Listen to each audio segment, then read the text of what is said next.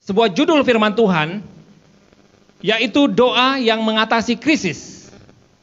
Saudara-saudaraku, pagi hari ini kita belajar tentang doanya Elia. Walaupun kita tahu bahwa peristiwa yang paling fenomenal dalam kehidupan Elia, yaitu pada saat dia memenangkan pertempuran melawan 450 Nabi Baal di Gunung Karmel. Tetapi yang paling dikenang orang bukan peristiwa itu.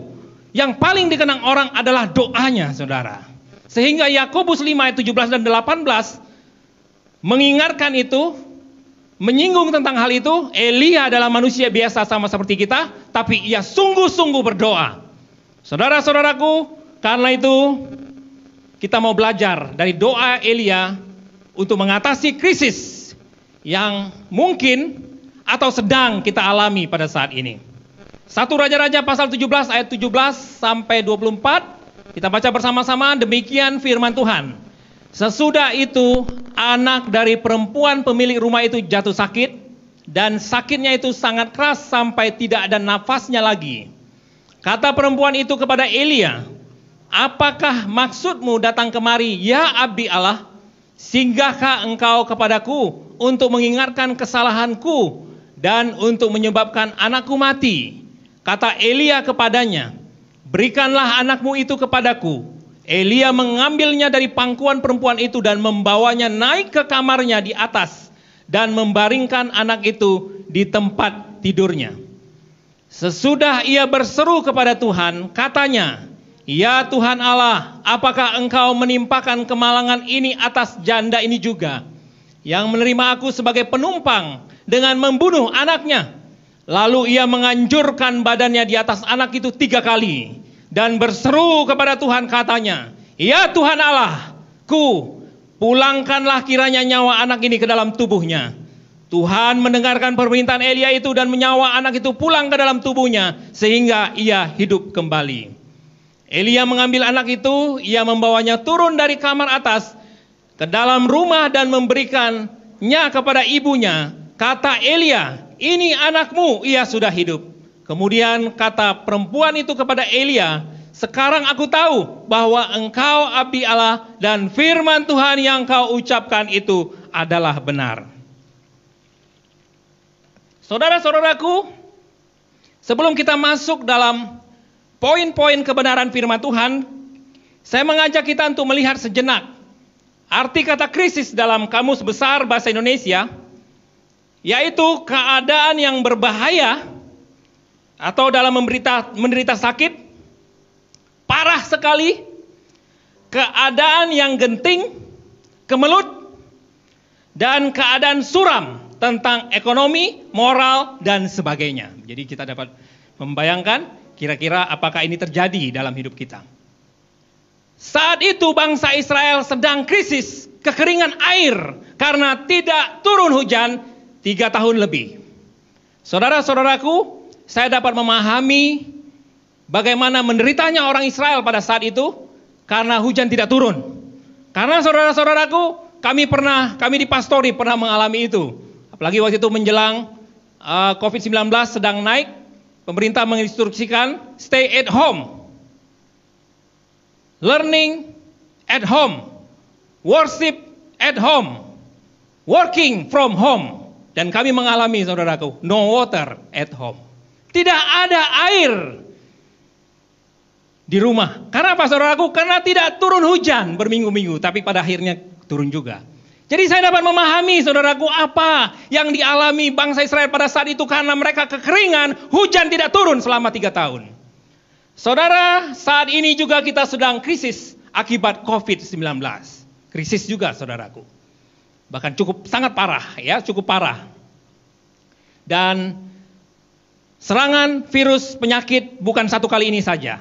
Beberapa tahun yang lalu ada SARS, ada MERS, bahkan kurang lebih 100 tahun yang lalu, pada tahun 1918, pernah terjadi juga pandemi flu Spanyol yang menginfeksi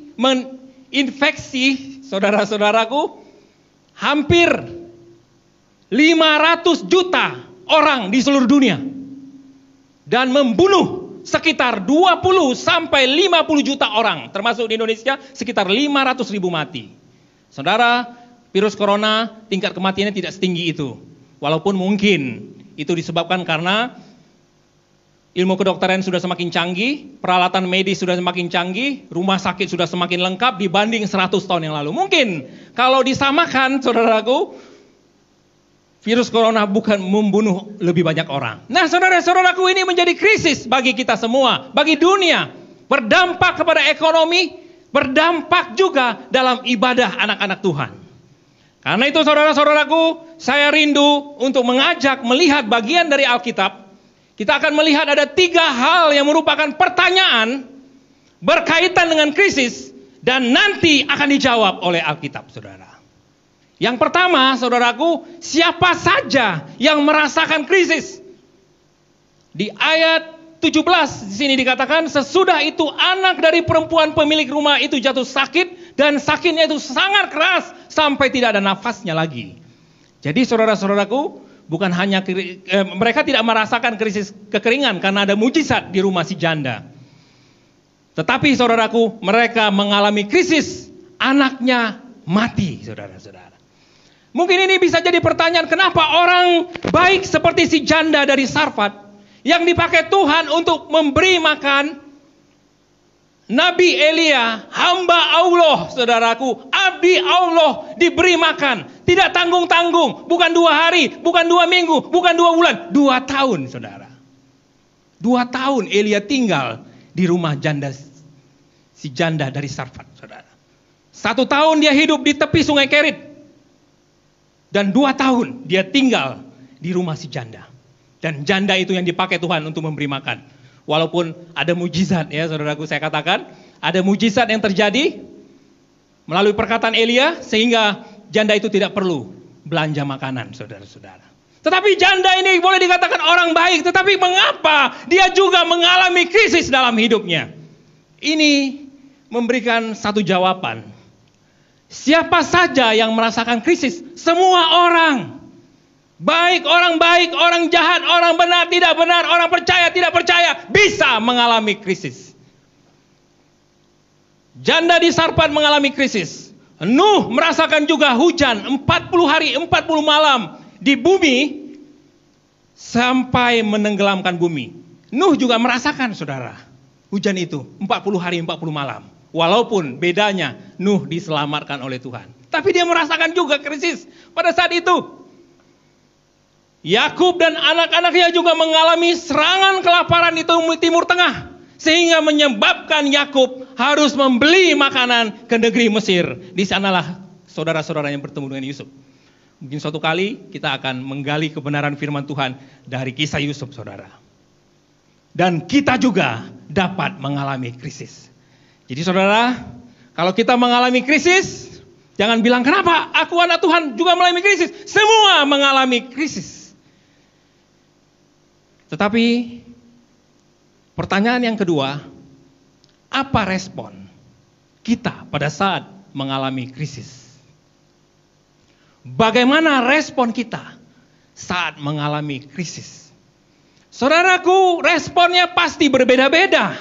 Setiap kita pasti berbeda-beda. Beda dalam reaksi, ekspresi, emosi maupun aksi. Beda, saudara. Tetapi saya merangkum respon itu menjadi 2. Respon positif dan respon negatif, saudara.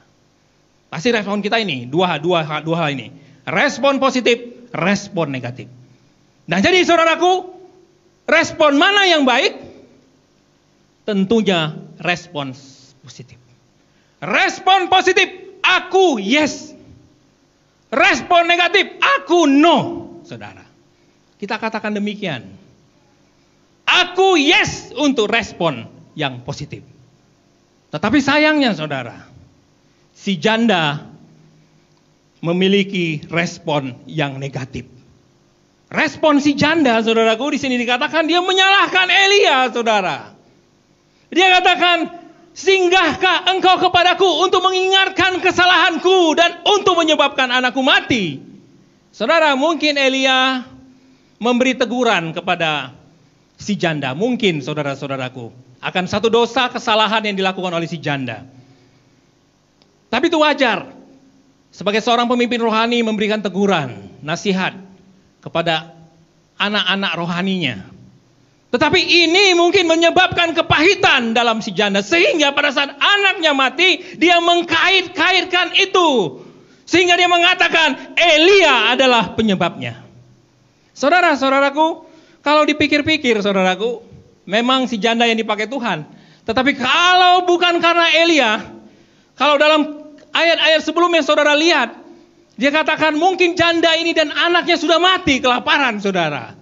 Karena pada saat Elia datang mereka hanya punya sedikit tepung dan sedikit minyak dalam buli-buli. Tetapi Elia katakan tepung tidak akan habis, minyak dalam buli-buli tidak akan berkurang sampai Tuhan mencurahkan hujan di bumi.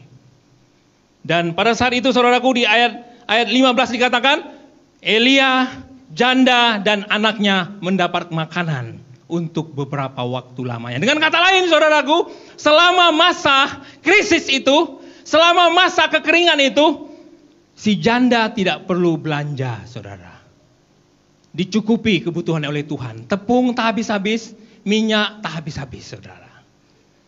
Saudara, kalau kita dapat orang demikian, ada nabi demikian saudaraku, jangankan 2 tahun, 20 tahun, Pak Elia 20 tahun saja di rumahku. Kenapa saudaraku? Karena kita tidak perlu belanja lagi. Beras tidak habis-habis saudara. Minyak tidak habis-habis. Gas tidak habis-habis sehingga tidak perlu beli gas sama Pak Moses.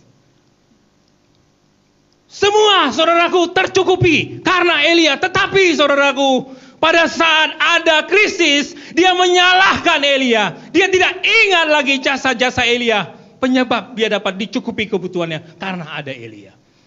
Saudara-saudaraku, kita lihat sejenak tentang karakter ya. Sejenak. Krisis bukan hanya dapat mengubah karakter kita. Jadi krisis dapat mengubah karakter kita. Tergantung karakter kita menjadi lebih baik atau lebih buruk, tergantung reaksi kita, saudara-saudaraku ya. Kalau reaksinya positif, itu akan menjadi lebih baik. Tetapi juga dapat menunjukkan karakter kita yang sebenarnya. Siapa kita yang sebenarnya terlihat pada saat krisis, saudara-saudara. Pada saat janda itu tidak mengalami krisis, dia baik-baik saja dengan Elia, saudaraku. Mungkin pada saat ditegur dia diam saja, saudara, hanya simpan dalam hati. Pada saat situasi aman-aman saja, pada saat situasi baik-baik saja, semua bisa kelihatan baik, saudara. Tetapi pada saat krisis, di situ kelihatan aslinya, saudara. Asli loh. Makanya saudaraku, seringkali terjadi percekcokan rumah tangga. Sehingga karena pada saat pacaran, semua kelihatan aman-aman saja. Semua kelihatan baik-baik saja. Mesranya luar biasa. Perhatiannya luar biasa. Kemudian pada saat menikah, saudara-saudara, dan kemudian keluarga itu mengalami krisis, saudara, aslinya kelihatan. Sehingga terjadi percekcokan dan akhirnya, saudara-saudaraku, krisis dapat menunjukkan karakter kita yang sebenarnya. Ini juga terjadi pada si janda. Si janda kelihatan karakternya yang suka berpikiran negatif. Jelas dia berpikiran negatif, dia mengkait-kaitkan kematian anaknya gara-gara Elia. Padahal saudara-saudaraku, kalau dia mau berpikiran positif ya, untuk menghadapi krisis kita harus memiliki pikiran yang positif. Maksudnya begini saudara, si janda itu percaya bahwa Elia Nabi Allah yang Maha Kuasa, hamba Allah yang Maha Tinggi, Elia. Karena perkataan Elia, hujan tidak turun selama 3 tahun. Karena perkataan Elia, 2 tahun, tepung tidak habis, minyak tidak habis. Makanan mereka dicukupi oleh Tuhan. Karena perkataan Elia. Dia percaya Elia Nabi Allah yang Maha Kuasa. Dan karena perkataan Elia juga dia pikir, karena si Elia juga anakku mati. Karena dia percaya Elia Nabi Allah yang Maha Kuasa. Tetapi saudaraku, kalau seandainya dia berpikiran positif, tinggal dibalik saudara. Kalau dia percaya Elia Nabi Allah yang maha kuasa, dia juga percaya Elia dapat membangkitkan anaknya dari kematian. Ini saudaraku ya, negatif dan positif itu beda-beda tipis. Tapi maknanya beda, jauh saudara. Kata-katanya beda-beda tipis. Contohnya saudaraku ya, Allah sanggup. Kalau kita tambahin tak di tengahnya, jadi Allah tak sanggup saudara. Beti saudaraku, hanya ada kata tak. Tetapi itu mengandung makna yang berbeda saudara. Aku sanggup, itu pikiran positif. Tinggal dimasukin tak. Jadi aku tak sanggup. Saudara. Beti, beda tipis, tapi maknanya jauh banget saudara. Nah ini juga yang terjadi kepada si janda. Dia percaya Elia hamba Allah yang maha kuasa sehingga anaknya mati gara-gara Elia. Seharusnya dia juga percaya, saudara. Elia hamba Allah yang maha kuasa. Pasti dia juga dapat membangkitkan anakku dari kematian. Langit saja, cuaca saja dapat diperintahkan oleh perkataan Elia. Minyak dan tepung tidak habis-habis karena perkataan Elia. Apalagi membangkitkan anaknya dari kematian. Saudara-saudaraku, bagaimana kita menyikapi krisis yang terjadi pada saat ini? Kita berpikiran positif, saudara. Pada saat kita mengalami krisis, apa yang kita pikirkan? Kenapa Tuhan menimpakan masalah ini padaku? Kenapa Tuhan menimpakan krisis ini padaku? Saudaraku, itu negatif. Tapi kalau positif, pasti Tuhan punya rencana. Haleluya, saudara-saudara. Kalau kita berpikiran begitu, kita akan tenang, damai, dan yang pasti Tuhan akan bekerja, saudara-saudara. Yang ketiga, saudaraku, setelah kita mendapatkan jawaban dari dua pertanyaan tadi, siapa saja yang mengalami krisis? Dan yang kedua, bagaimana respon kita pada saat menghadapi krisis? Dan yang ketiga, bagaimana solusi untuk mengatasi krisis? Di ayat 21 dan 22 di sini katakan, lalu ia mengunjurkan badannya di atas anak itu 3 kali dan berseru kepada Tuhan, ya Tuhan Allahku, pulangkanlah kiranya nyawa anak ini ke dalam tubuhnya. Tuhan mendengarkan permintaan Elia itu dan nyawa anak itu pulang ke dalam tubuhnya sehingga hidup kembali. Saudara-saudaraku, Elia adalah seorang pendoa. Pada saat di tepi sungai Kerit, saudaraku, kerjanya ngapain, saudara? Dia kerjanya berdoa, saudara. Karena nggak ada manusia di situ. Yang ada burung gagak yang datang pada saat pagi dan sore, ngantar makanan, ngantar roti dan daging. Setelah itu dia sendiri, saudara. Dia disuruh ngapain oleh Tuhan? Dia disuruh berdoa, saudaraku. Dia berdoa terus. Tidak ada kerja lain, saudara.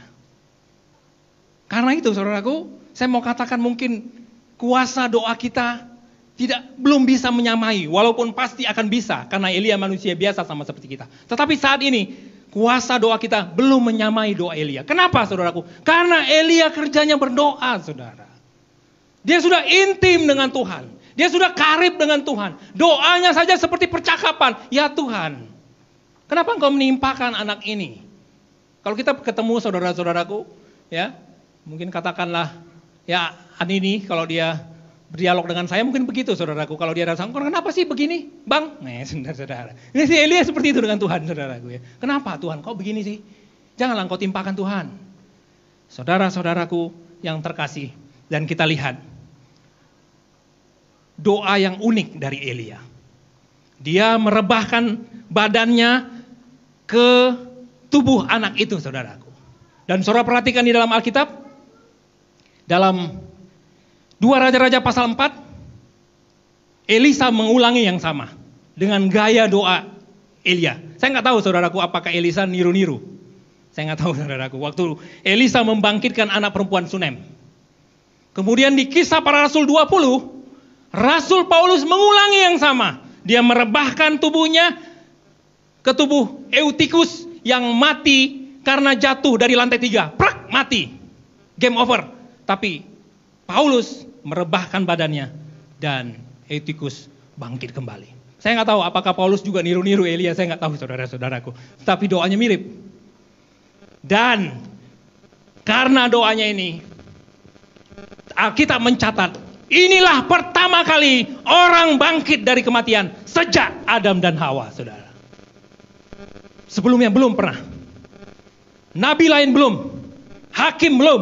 Musa pun belum pernah membangkitkan orang dari kematian. Elia pertama kali. Dan kemudian diulangi oleh Elisa, diulangi oleh Tuhan Yesus, diulangi oleh Paulus, diulangi oleh Petrus, saudara-saudara. Dan diulangi oleh hamba-hamba Allah pada masa kini. Smith Wigglesworth, Reinhard Bonnke, dan berbagai hamba Tuhan. Yang kalau kita telusuri, mungkin ada beberapa saudaraku dapat kita catat.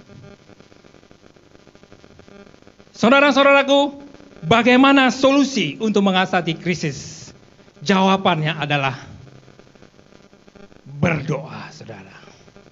Walaupun seperti khotbah saudara Julima minggu lalu, tidak hanya berdoa tapi juga bertindak ya, saudara Julima ya. Tidak hanya berdoa tapi juga bekerja. Kalau berdoa terus tidak bekerja, hasilnya tidak maksimal ya, kira-kira begitu khotbah dia minggu lalu. Tetapi saudaraku, dasar dari semuanya adalah doa, saudara. Dasar dari semuanya adalah doa. Pada saat kita berdoa, saudaraku, Tuhan membuka jalan. Tuhan memberikan solusi. Tuhan memberikan kemampuan. Dan lain sebagainya. Karena itu saudara-saudaraku, solusi untuk menghadapi krisis yaitu berdoa, saudara-saudara. Dan saya merangkumkan doanya Elia. Dalam doa Elia ada unsur-unsur dalam doanya. Unsur itu bagian-bagian atau elemen-elemen. Ada unsur dalam doanya dan saya rangkumkan dengan tiga huruf. B-I-G. Big, saudara. Big. Supaya mudah diingat. Saya suka merangkumkan dengan kata-kata supaya mudah diingat. Big. B-I-G. B yang pertama yaitu beban. Doa diawali beban. Kalau tidak ada beban, itu yang menyebabkan kita malas berdoa, saudara. Elia terbeban dengan anak si janda. Saat Nehemia mendengar tembok Yerusalem telah terbongkar dan pintu-pintu gerbang telah terbakar, dia terbeban. Marwah bangsanya dipertaruhkan karena tembok Yerusalem telah rubuh. Pintu-pintu gerbang yang terbakar sehingga dia berdoa, berpuasa, menangis dan berkabung selama beberapa hari. Nehemia pasal 1 dapat saudara lihat di sana. Dan kemudian di Nehemia pasal yang kedua, dia bertemu dengan raja dan dia menaikkan doa yang saya katakan salah satu doa paling singkat di dunia tetapi powerful, saudaraku. Dan akhirnya raja mengutus Nehemia ke Yerusalem seperti permintaan Nehemia. Itu diawali dari beban. Jika kita terbeban akan pelayanan, kita berdoa, saudaraku. Ini yang pertama yang harus kita sadari. Ini adalah dasar yang pertama, saudara. Kalau kita memberikan kritik untuk pelayanan, katakanlah kritik yang membangun, kritik yang bagus, saudara. Tetapi apakah kita sudah berdoa? Pada saat kita berdoa, kritik yang kita sampaikan beda, saudara. Karena udah ada hikmat Tuhan di sana. Kalau kita terbeban kepada jiwa-jiwa, kita berdoa, saudara. Jiwa-jiwa yang belum percaya. Kalau kita terbeban akan krisis dunia ini, kita berdoa, saudaraku. Doakan situasi. Beban, saudaraku. Pada saat kita terbeban, kita terdorong untuk berdoa. Iman, saudara. Elia yakin doanya didengar oleh Tuhan. Saudaraku, iman ini memang tidak serta-merta kita memiliki setinggi iman Elia. Tapi kita melatih sedikit demi sedikit, saudaraku. Kita percaya akan hal-hal kecil, bahwa Tuhan campur tangan. Kemudian kita terus belajar mempercayakan segala sesuatu ke dalam tangan Tuhan. Lama-lama iman kita bertumbuh. Nanti kita akan percaya akan hal-hal yang besar, saudara. Matius 21-22 katakan, dan apa saja yang kamu minta dalam doa dengan penuh kepercayaan, kamu akan menerimanya. Jadi percaya dulu, maka kita akan menerima, saudara. Bukan terima dulu baru percaya, saudaraku. Jangan seperti Thomas, dia buktikan dulu baru dia percaya. Tapi Yesus katakan, dia melihat dan dia percaya. Tetapi berbahagialah orang yang tidak melihat tapi dia percaya, yaitu saya dan saudara. Amin. John Wesley katakan Allah tidak melakukan apapun di dunia kecuali memberikan jawaban yang penuh iman, saudara. Jadi saudaraku, pertama beban, yang kedua iman. Ada beban, tapi nggak ada iman. Bahasa Korea samjuhong, saudara, sama juga bohong. Setelah ada beban, kemudian ada iman. Dan yang ketiga, saudaraku, G, yaitu gigih, saudara. Sampai 3 kali Elia menganjurkan badannya ke anak janda di Sarfat dan berdoa kepada Tuhan. Jadi dia berdoa itu sampai 3 kali. Dia rebahkan, dia berdoa, Tuhan bangkitkan nyawa anak ini. Dia bangun, nggak bereaksi, saudara. Dia lakukan lagi, saudaraku. Dia bangun, nggak bereaksi, saudara. Dia melakukan lagi dan dia berdoa, baru terasa hangat. Dan dia sadar bahwa anak itu sudah hidup. Waktu dia berdoa di puncak Gunung Karmel, meminta hujan turun. Apakah langsung, saudaraku? 7 kali, saudaraku. Dia berlutut, saudaraku. Dia berlutut dan dia berdoa agar hujan turun. Dan kemudian dia tanya sama asistennya, coba lihat, sudah ada tanda-tanda? Belum, Nabi. Dia berlutut lagi, saudaraku. Dia tanya lagi, sudah ada? Belum, Nabi. Dia berlutut lagi sampai 7 kali, saudaraku. Baru si asisten itu katakan, saya sudah melihat awan sebesar telapak tangan. Tanda mau mendung, saudaraku, tanda mendung. Dan dia katakan, oke, sampaikan kepada Ahab. Saudara-saudaraku, sampai 7 kali.